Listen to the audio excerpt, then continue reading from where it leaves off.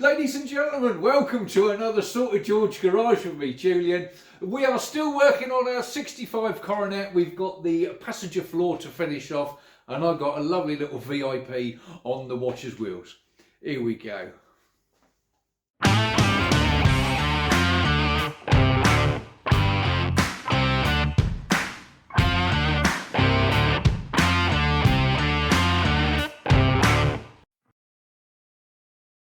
Okay, so it's about a week or so later. It's the new year. Happy 2025, everybody.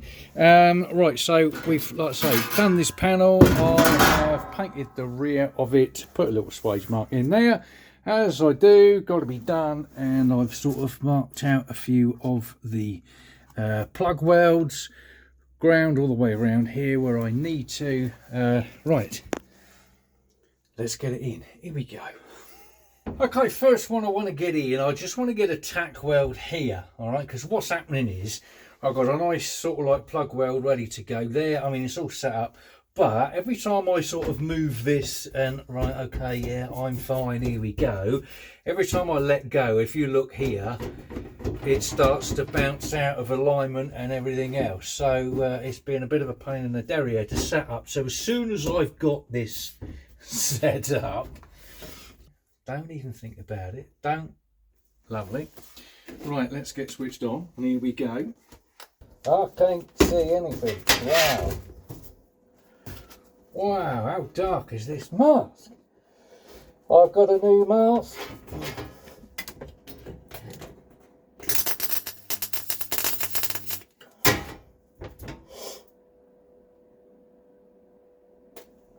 Wow, I can't see anything through it. Got a nice little new mask here, but I can't see anything through it. Hang on. Wow. That's better. I had the setters on too high. Right, so that ain't going anywhere now. That's good.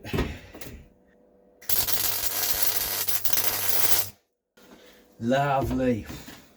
Let's turn that back down again. Let's do a couple more along here. Wow, I'm really having trouble seeing through this mask, this new one. I can't see anything. Wow. Stuff there, I can't see anything.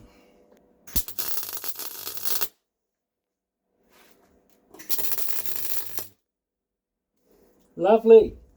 Let's see what I'm doing now. Right, let's have a bit of a knockabout and I'll come back.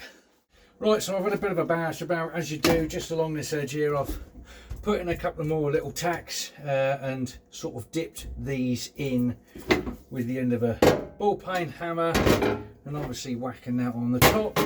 So what that's done is sort of brought this down closer, but this one is lovely. It's right on the actual chassis rail, and I can weld that now. I'm going to put that one in and then I can carry on bashing about. So bear with me and I'll just weld that one in. That's on. Right, that's on maximum number 2 and feed number 8. Here we go. Ha ha! Power!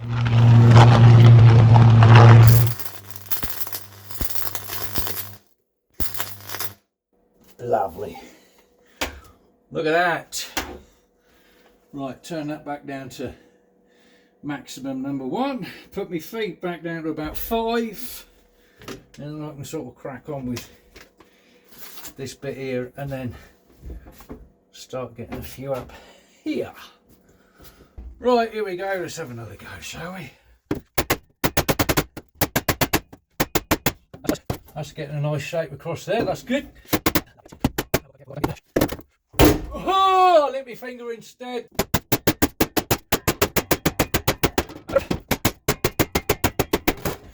These little formers are great. Look at that. I can hold that. Look at that. That's lush. Weld up there. And then just bring that across here a little bit. Look at that. That is banging. I'm happy. Well, let me get a couple of tacks in there. That's lovely. That'll hold that there, lovely.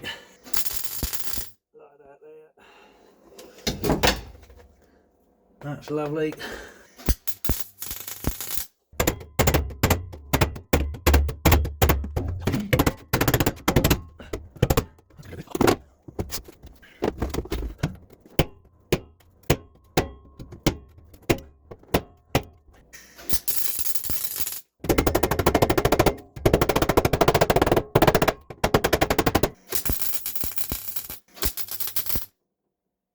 That's better.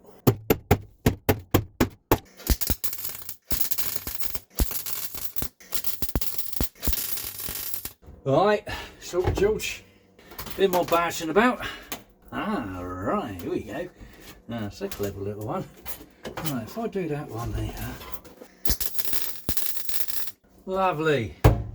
Right.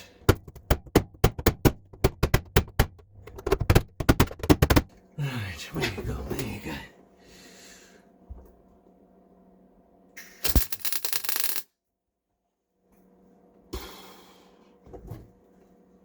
Lovely. That's it, that's good.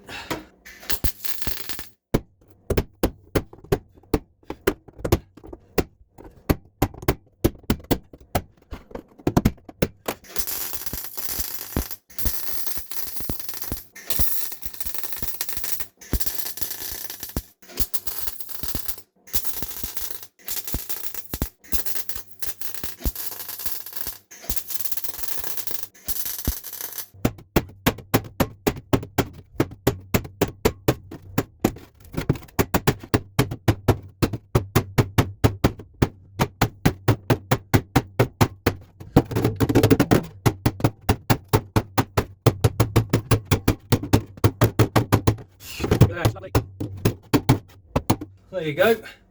That's brought all four of them down. Right. Turn that back up to 8. Maximum 2. Power! Here we go.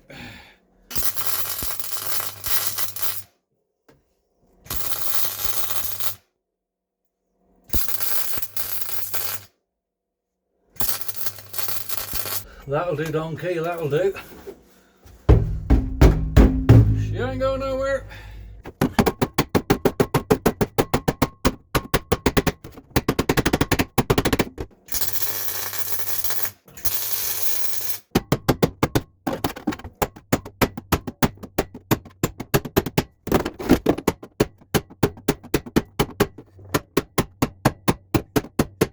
See how I'm bringing that down and around using the ball peen hammer? You know what I mean? Just basically spinning it around and around and getting it down. Stretching all of this stuff around the outside so that it can meet there. Round the outside. That's a cue for a song, I'm sure it is. Right, here we go.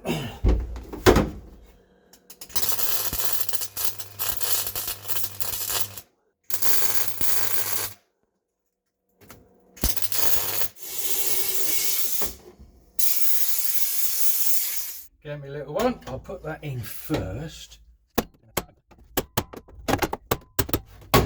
I'm hoping what it's going to do is give a bit of a curve like that. And then, if I go along the top with this one, that little bit that's already curved over will then tuck down a bit more. That's a theory anyway.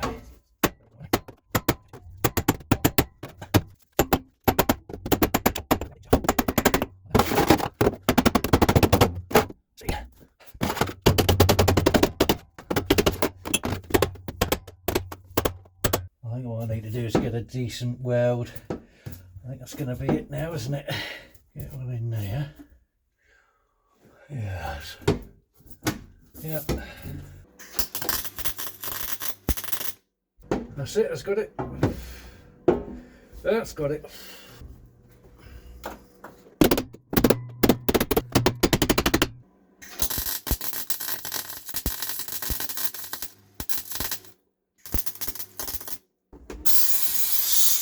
Lovely. Well, that's certainly going to hold in there. That's good. Lovely.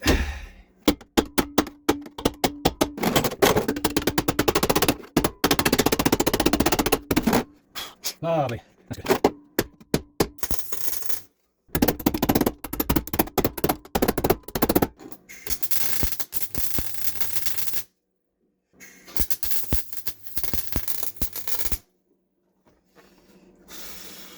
There you go. Sorted, George. Little hole there.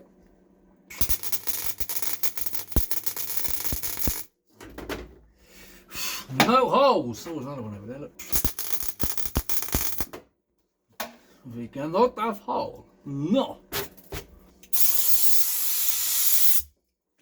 That's fab. I'm happy with that.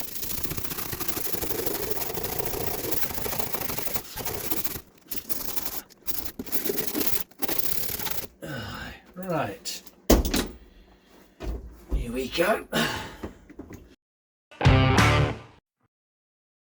Alright, so what I'm doing now is just this little sort of corner piece here. I could have done it as one piece, I suppose, but it was like, well, is it going to bend round and whatever else? So I decided to sort of chop it. I'm going to weld that in, tuck it in, and then sort of knock it around as one does. So let me just put a quick tack in there. That'll do. Lovely. Missed.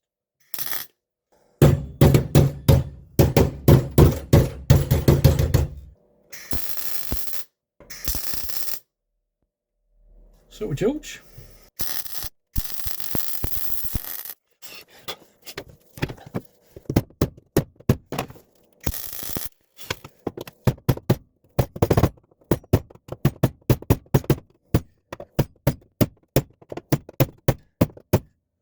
That's lush.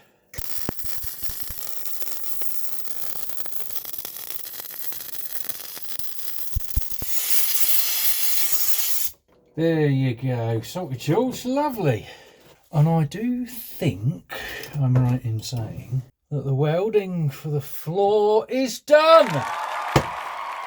Right, salted George, that is done. I am well happy with that. I really am. Obviously I've got to grind it out, as you do, or as I do. Yeah, I'm really happy with that, guys. Obviously I've just done that bit there. The last little bit I've got to do tomorrow is that bit there. So luckily it's only this little bit. I can use a piece of that, I'm not worried. This I will just basically use my jack. I will put the part brake bracket thing, or whatever that is, up. I will, like put the jack up underneath it, and I will plug weld it there, and I will just repair this little piece here. But I will take it down and clean it and straighten it up, etc., like we done on the last one on the other side. But yeah, basically apart from that, the floor is done. So right, sorted, George. Yeah, I'm going in for grub. I will see you tomorrow. Banging. Right, sorted, George, here it is. This is the piece that is needing the repair on the floor. This is the piece where we just had the holes.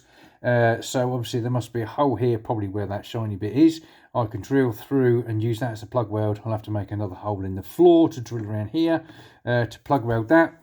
Yes, I should just repair the floor. This is actually really good, really fine. There's nothing wrong with it. It's in good shape, etc., etc., and it's also got the curvy bit. This is what I had to put back in on the other one. The curvy slopey bit, so that the cable doesn't fray on the edge. So I'm happy with that. Give it a quick clean, give it a paint, jobbed. Here we go. Right, there you go. That's just giving that a good clean up, as you do. Got to be done. So it is, get it right. That's right. That's the outside of the car, because this part here needs to face the outside of the car, all right, because the cable comes from the centre through that and then out to the rear. Okay, so no matter which side you're doing, this bit faces the outside of the car. So that's just going to get a little bit of paint on it just to tidy it up. So yeah, that's the inside. So I'm just going to keep these holes for a second, screw it up so that, and then I know where it is that I got to put the big holes. Sorted, George. Let's go make that little repair. Here we go. Let's just get a quick tack on that one there. That'll do, donkey, that'll do. Lovely, that's good. Here we go. It's so cold out here. As soon as you put something on or whatever else, that's it, your cold breath, everything steams up and you can't see a thing.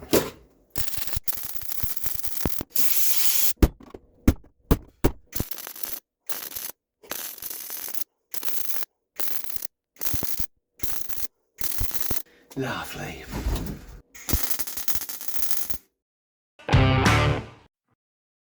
Right, okay, so that's that done. Now what I've got to do, like I say, I've got a little template here. What I've done, I've taken where the 4 holes were, okay, put it on there, but obviously that needs to be face down. So I've got to turn it over, and that is to the outside. So what I'm going to do, because obviously I've got no holes here, but I have here.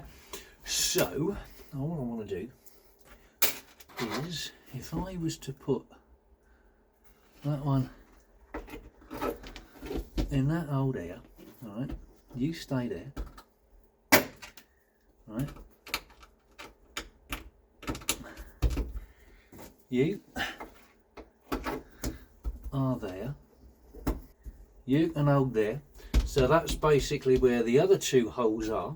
So what I'm going to do now is that should do it. Right, there you go. I got a dent there and I got a dent there. So if I drill 2 holes there of, I don't know, let's say 5 mil, 6 mil, something like that, just so that I can plug weld through this onto the actual bracket underneath. I will screw the bracket in from underneath and hold that end up, put the jack underneath to hold the bracket up to the floor when I plug weld this, take the screws out, plug weld that, and then I can fill up these holes and maybe plug weld it to that as well as I go, like, you know what I mean. So sorted, George. Right, let me just drill these holes and I'll come back. Right, sorted, George, here we go. So we're in, there's the 2 holes. Obviously they must be like the original plug welds, and that's where they put the bolts through. So I've scraped the paint off, so I shall plug weld via those 2 holes and obviously just weld them up. This is the other 2 that I've drilled. I'm a little bit away on that one, it just needs to come up. So I've got the jack underneath, okay, let's have a look. You can probably see there, all right, that's holding it up. So that's going to hold it up nicely. I'll plug weld them so it won't move, take them out, plug weld that up, and then I can move the jack over just onto this area here and do that. So right, let me get set up and I'll crack on. Here we go. Right, so that's that done. Take these screws out of the way, plug them up.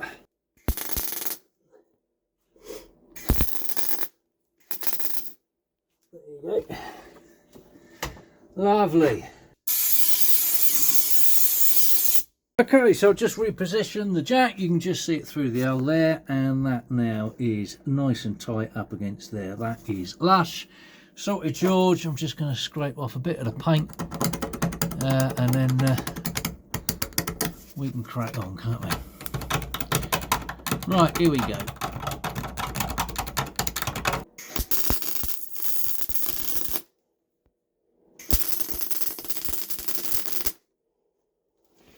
Lovely, that's better. There you go, that's old. That's got it. Take the jack out of the way. There you go. There you go, sorted, George. That's the holes plugged up over there. That's that plugged up as well. And if we go up underneath, lovely, there you go. That's in, plugged in on both sides. Put a bit of paint on that, and then I can put my cable back in.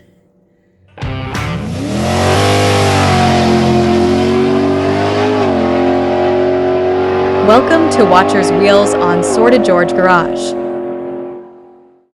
Yes, it's another Watcher's Wheels time, and we've got an absolute cracker for you this time. It's from a gentleman named Patrick in Kentucky, and he writes to me, he says, Julian, he says, here is my entry for Watcher's Wheels. He says it's a 1968 Plymouth Fury VIP that has been in the family since 1977. That's fab. I love these kind of stories. Absolutely.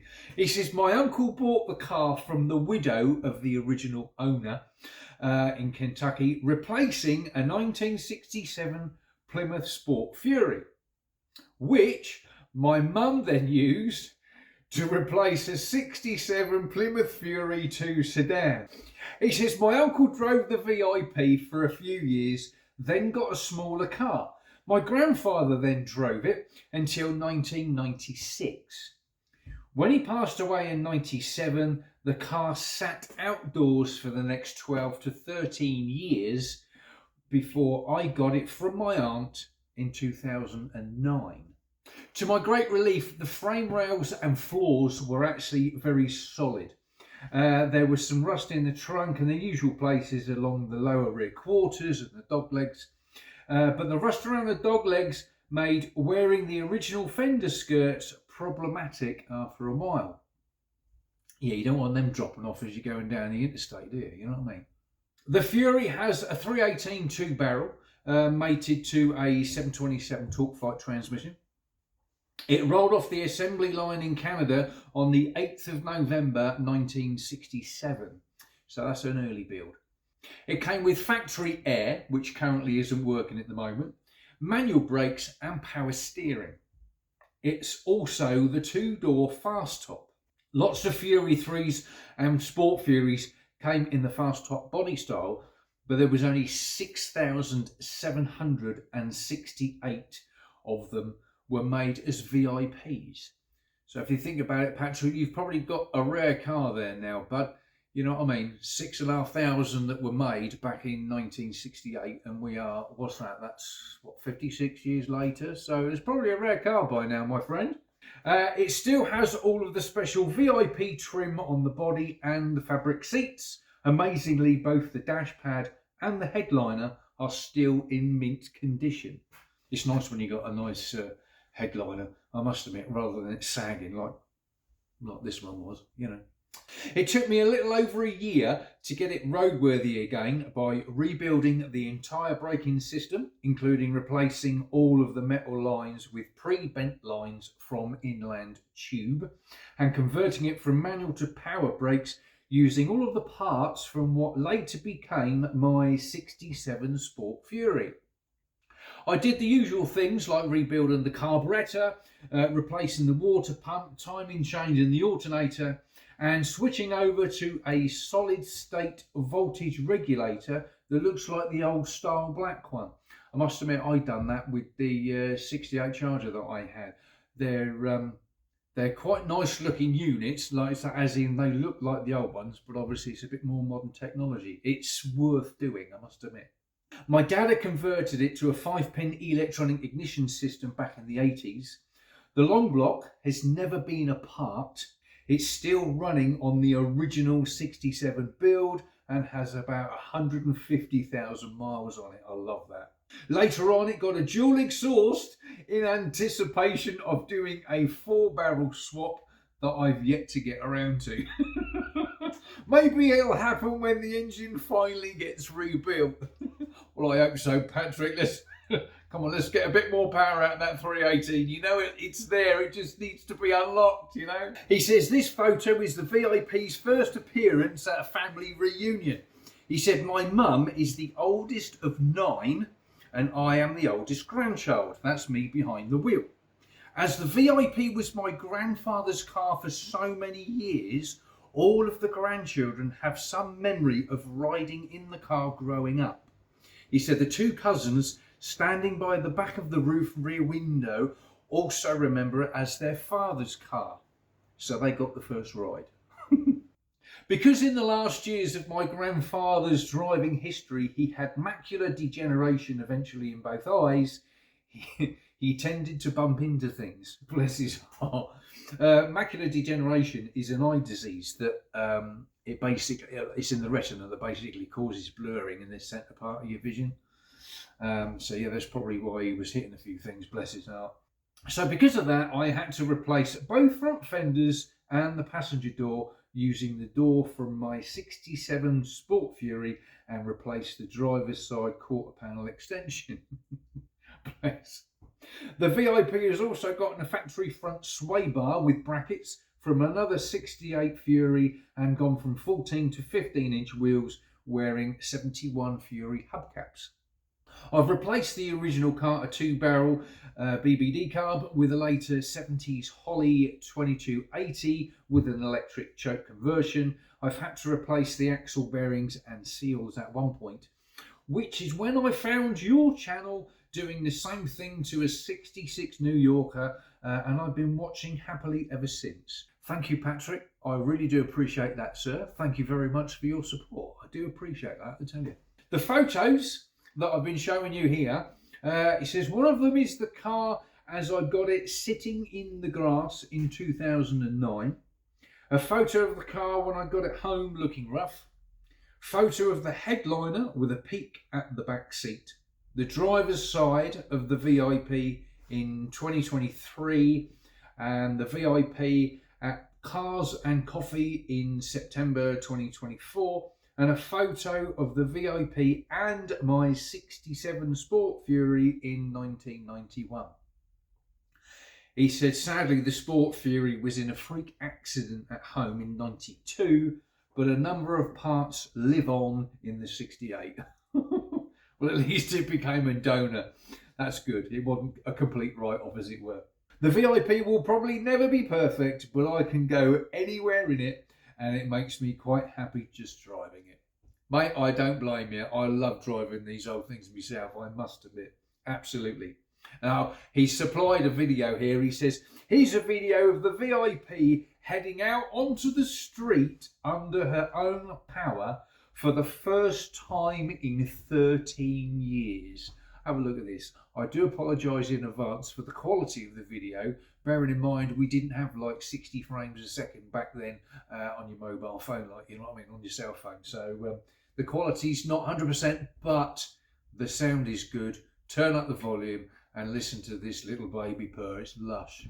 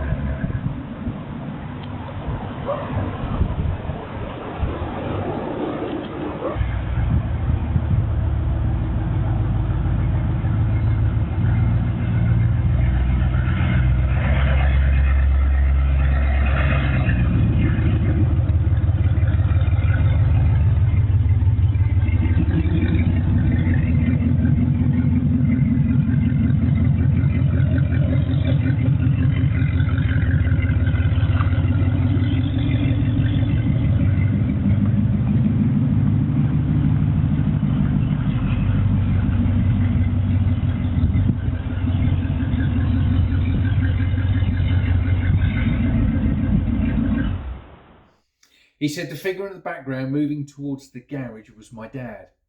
Sadly, he passed away about 5 years after we made the video, but he knew and probably forgot more about old Mopars than I'll ever know, and I'm still learning. Bless your heart, Patrick, I know the feeling, but there's always somebody that's forgotten more than you'll ever know. And usually it's your dad. My garage is not heated, although it does at least now have proper doors on since that video was shot. 1965 to 68 slab side C-body Mopars are awesome cars. You could pick any of them and it would be a good choice. I must admit, I have to agree with you there, Patrick, absolutely. Compared to the modernish car I have for winter duty, the 60s cars are a joy to work on. Absolutely. Totally agree with you there, bud. Absolutely. I'm loving all the work you are doing on the Coronet. Thank you very much. And hopefully the old Plymouth makes the cut for Watcher's wheels. Absolutely. She's beautiful. I really enjoy how patient you are but also you're not afraid to show when things go sideways and you figure out a way to make it right. Yeah, I thank you for that. I must admit, I do try my best to show my mistakes, as it were. I think I don't think it's right to go bring and everything's done. You know what I mean? And there it is, like, oh look, everything's working perfect. Because life isn't like that. You can have two things the same. They both don't work, and you repair one, perfect. You repair another one with exactly the same fault, and it's still don't want to know. Stuff nowadays is made by robots, and everything is exactly 100%. Whereas back then, when these were being made, it was human hands that were making them. And yeah, no two things are the same. They are 99.5% the same, but not 100%. Whereas, like I say, nowadays things are made by a robot and they're all 100% the same, you know. And I prefer to show the mistakes, because if I can learn from it and I can show you how I learned from it, then if you have the same mistake or the same fault, then you can learn from it. You know what I mean? I prefer that, but you know. He goes on to say, there are some English renovation channels I also watch, and what they have in common is that each of them approach their subjects with kindness and love, preserving and fixing things from the past so that someone in the present and the future can find future enjoyment in them. I count you among them. Thank you, Patrick. I appreciate that. Thank you. Kind regards, Patrick. P.S. Crack on. Well, thank you very much, Patrick, for sharing your VIP with us. I really do appreciate that, sir. She is absolutely gorgeous, I must admit. Guys, if you want your vehicle on Watcher's Wheels, please email me at sortedgeorgegarage@yahoo.com, and we will get your project, your pride and joy, on Watcher's Wheels. Send me, like Patrick has done, a write-up. Send me some photographs, some video if you have it. You can always send that over via something like Dropbox or whatever. Just send me a link to the video, to my email address, and we'll sort you out. So, as Patrick says, let's crack on. Here we go.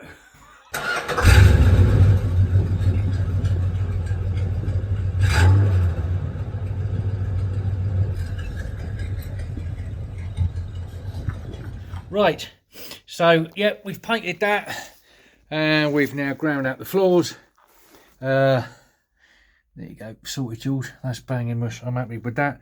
There's your little corner, as it were. Okay, lovely. I've just ground out all that, like all my plug welds and everything else, like, you know what I mean. Giving it a quick grind out all the way around, as you do. Right, sorted, George. What I'm going to do now is give this side a prime, like I've done over there, and then what I've also got is a like, what's that, Puraflex 40, like a seam sealer. Okay, I'm going to put that around on the inside, although all the joints are, you know, I mean, you can see that they're really good anyway, but I'm going to run some seam sealer around, just so that it is done properly. I don't want it, you know, anything leaking inside. Also, I want to put some sealer in anyway, because I want to go on that factory join now. I always thought that had seam sealer like this here. I'm sure it did. So I'm going to redo that, even if it's a small bead. At least it's got something. Right, sorted, George. Yeah, let me just prime that and I'll come back. Banging. And there it is, jobbed, all done, finished. That's that corner there, shows up a lot better now. It's got some paint on it. Yeah, everything shows up better when it's got some paint on it, doesn't it? I'm really pleased how this has come out, guys, I must admit. It's ground out nice. Obviously it wants the seam sealer around, which I will do tomorrow night, but I am really pleased how this floor has turned out, considering what we started with, you know, with what do you call it, fiberglass and, you know, filler, and wow.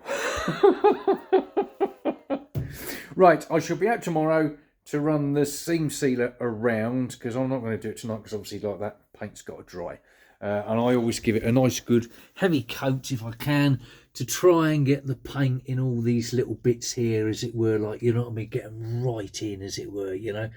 Always give it a good coat, like down here, you know what I mean.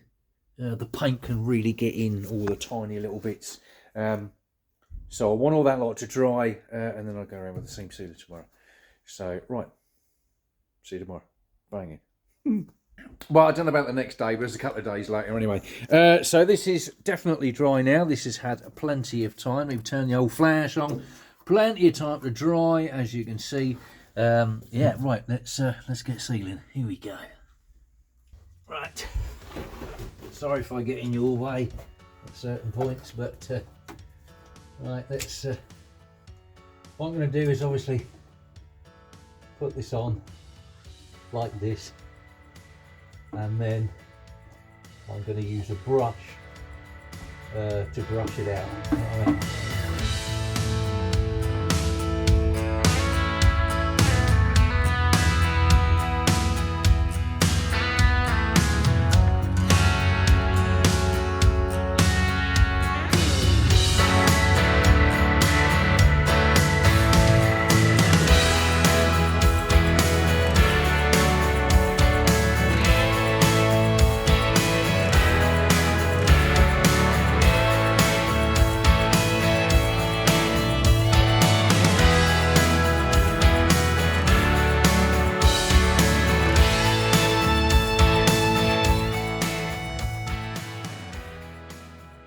Nice and easy to put on, and it's only about 7, 8, 10 degrees, something like that. 7, 8 degrees today. It's not very warm at all, but this stuff is going on really nicely. It is called, hopefully you can see that, should be able to.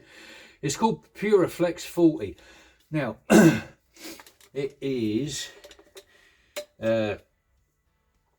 basically what it says here. When cured, the surface temperature resistant is -40 degrees C to +80 degrees C, suitable for metal and container sealing, expansion joints and engineering uses.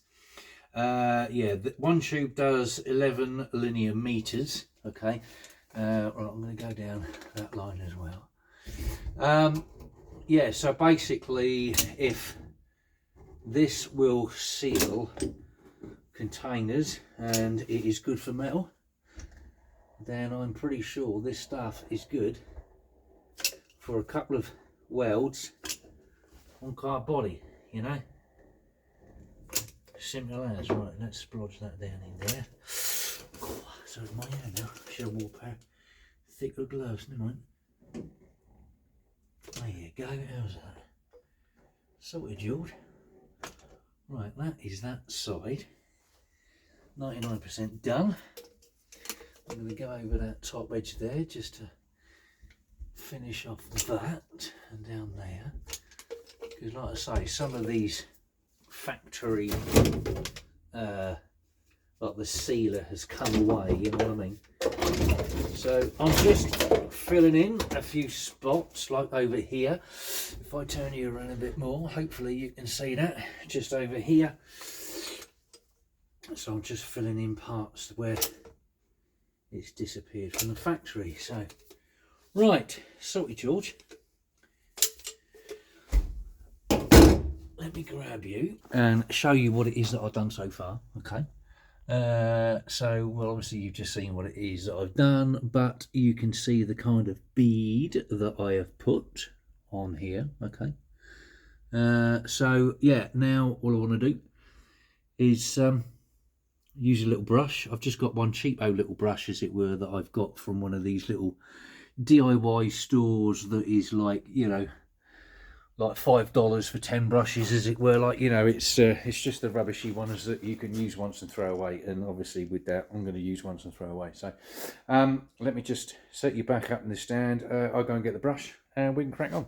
Bang it. Oh, right, here we go. Let me just do that last little bit up in that corner that I missed. So here's a plonker, Rodney. There you go. That's it. That'll do. That'll do. That'll do. That'll do. Oh, let's have a laugh and try and spread this, you know, rather than just leaving it as a bead that ain't going to do anything, hopefully. And that's probably going to look a bit of a mess, but at least it's going to push it in as well, you know what I mean? That's what I want to do, is just push it into the gap. That's better. Once the brush gets filled up, you can do it better. Look at that. Isn't that lovely, eh? That's banging mush. Absolutely. This stuff is actually really good. I'm pleased with this. Give it a brush all the way. Look at that. Lovely. Right, let me swing you around so you can see the rest of it. There you go. Look at that, eh? How's that? It's obviously it's a bit of a sticky job, but it is not. It's not like it's going everywhere. You know what I mean? I know I've got gloves on, obviously, but it ain't like it's going everywhere, which is good, because some stuff just goes everywhere, doesn't it? So yeah, this is actually pretty good stuff, I must admit. Pleased with that. There you go. Lovely.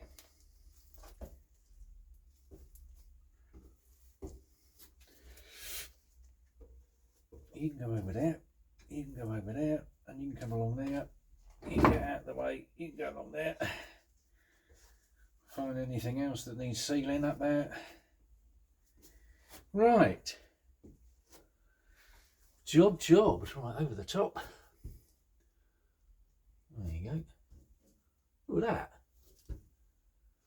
What some good stuff that is. Right, let me leave that there. And let me show you. Right, sorted, George. There you go. That's that done. Right, as we can see, it's not exactly a quote-unquote tidy job as regards any sort of definitive lines. I'm not going to bother putting masking tape down just to sort of sellotape it and get some nice lines. At the end of the day, if the factory can splodge great big lumps like that everywhere in the car, all right, then I can. Like I say, they are 300mm, them tubes. I've used a tube at either side. So yeah, there you go. I've run my finger around here and smooth that off a little bit so that I can get the plug back in properly. But yeah, if I've sort of like, if there was anything missing there and up there as well, same as over that side, I've filled that in. Yeah, guys, it is done. Sorted, George. I am well happy how that lot has all turned out. It is all splodged down in the gap here. If I turn you around and try and find an edge, hang on. There's an edge there, right? Here we go, look. You can see it along here, right? Now, when I've done these panels, right, where it comes up, okay, where it comes up and then over onto the top of the sill, all right, factory, all they've done was plug weld along the top of the sill. Then what they've done, they put all this stuff, all right, this sealer, along, because the sill is outside, you know, underneath that is outside, and then obviously this is inside, okay? So what they've done, they splodged it. There was just like, you know, spot welds, and then they put all this splodge so that no moisture, weather, whatever, got in from the outside. Right, sorted, George. I'm going to have a quick tidy up, as you do, and I will be back out tomorrow to paint the floor. That's banging. You know, considering... I was about to stop then. Haha. Considering... I just suddenly thought of something else. Considering the state of the floor, you know, considering the rust, the fiberglass. That's fiberglass. As we all know, fiberglass makes for fantastic flooring. The filler, oh my God, you remember when I pulled that carpet back and the filler that was over that floor? Oh my word.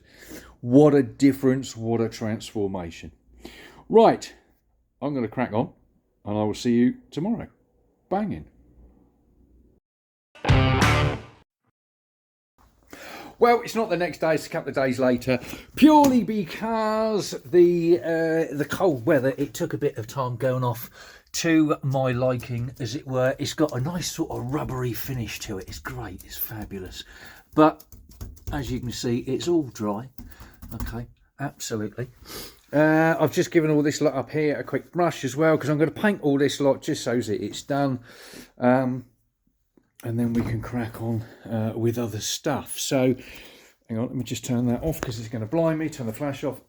So, yeah, right. I'm going to get on and paint the floor. All I'm using, guys, is just some household, non-drip black gloss for interior and exterior wood and metal. Well, that's interior metal. How about that?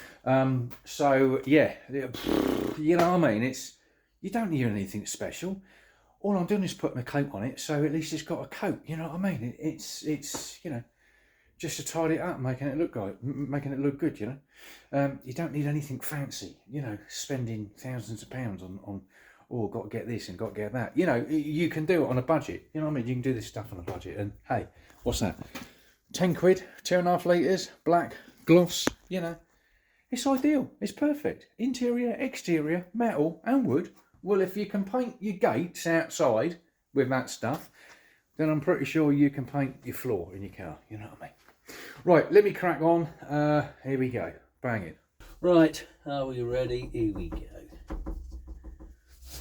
Move that over there. I might be able to step in or something. Here we go. Lovely.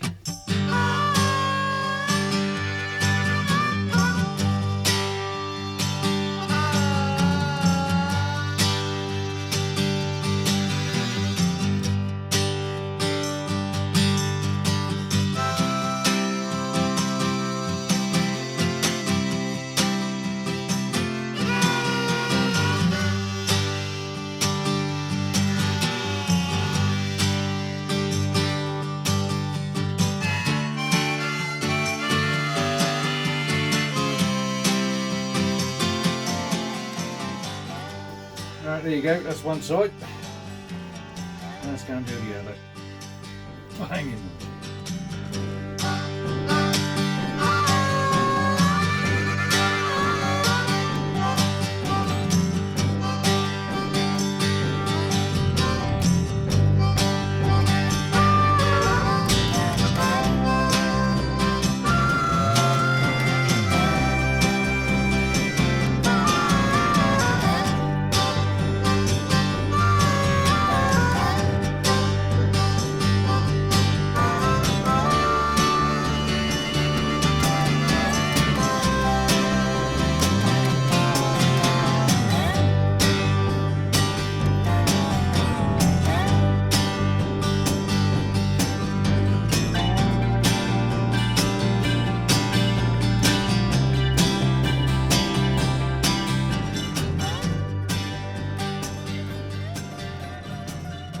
There you go, jobbed, that's that finished. Lovely. What a transformation. Absolutely, too right, what a transformation. Look at that, that is lush. She has come out really well. I am so chuffed with this, guys, I really am. Considering obviously what we started with, like I said, you know, we've had to do the transmission cross member section over there and another one over here. We've had the chassis rail to do over there, all the floors, blah blah blah. Obviously, let me turn that flash off. Obviously, fiberglass matting and rust doesn't make for good floors. Yeah, what a mess that was, wasn't it? Eh? But hey, we got there, we got it done. I've still got to do the seat brackets. Here they have sort of like rotted away at the bottom there, but it's only that little bottom bit, and the way that they're held on, yeah, I can take that apart and I can do that, so that's good. Guys, thanks ever so much for watching. I really do appreciate it. Veteran subscribers, thank you for sticking with it. I do appreciate it. And new subscribers that have come along, I really do hope that this is to your flavour. What I do here, I hope you are enjoying and that you like it. Hopefully you are enjoying Watcher's Wheels. Patrick's 68 VIP, absolutely beautiful. I love that. Patrick, what a gorgeous car. Great story. Wonderful. If you would like your vehicle, your project on Watcher's Wheels, please email me at sortedgeorgegarage@yahoo.com. Send me some pictures, videos, send me a write-up of your project, what you're doing, what you want to do, etc., etc. You can send me pictures and videos via email, or if they're too big, send them to via Dropbox or whatever other sort of stuff that is like Dropbox out there, what I mean. Just send me a link and I can download it then, can't I? And I will get you on Watcher's Wheels. Guys, nip over and check out Chris as well over at Swede Machine. Go and check out my boy. He's got some good stuff going on over there. He's still doing his brother's F250. He's on the transmission at the moment, I think. I will see you on the next one at Sorted George Garage. Banging.